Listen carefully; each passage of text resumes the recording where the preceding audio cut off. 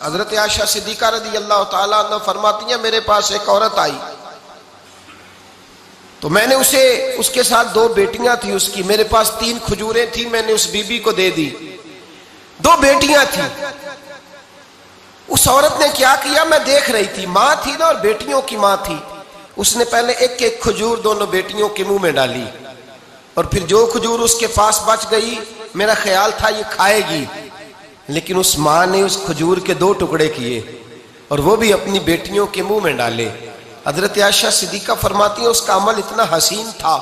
Us be be کے اس عمل کے اندر اتنا حسن تھا کہ میری آنکھوں میں بھی وہ بات رہ گئی، دل میں بھی رہ گئی، روح میں بھی سما گئی۔ اس کے حسن اور تاثیر کو میں بھلا نہ سکی، شام تک وہ کیفیات، وہ انداز، وہ اس عورت کا طرز، اس کا وہ انداز میری طبیعت کے اندر بار بار مجھے اس کی طرف متوجہ کرتا رہا۔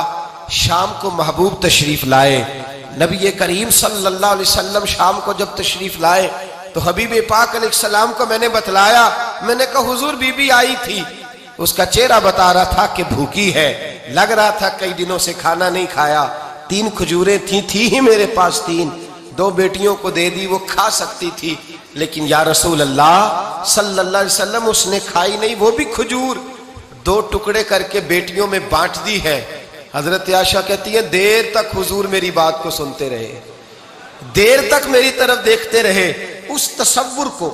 بیٹی کے پیار کے اس ذائقے دیر تک محبوب محسوس کرتے رہے، اور پھر فرمایا عائشہ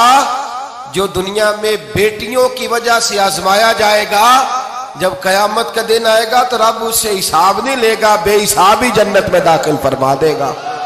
اللہ پھر اس سے حساب نہیں لے گا جو بیٹی کے سبب سے آزمایا جائے۔ یعنی حضور نے باپ کو کہا کہ بیٹی کو مصیبت نہ سمجھنا، اگر کبھی اس کے میکے سے جھگڑے کا پیغام بھی آ جائے،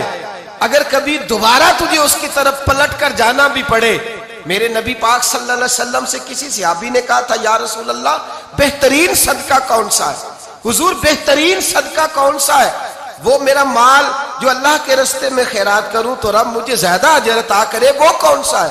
تو میرے نبی پاک نے فرمایا اگر تیری بیٹی واپس لوٹ آئی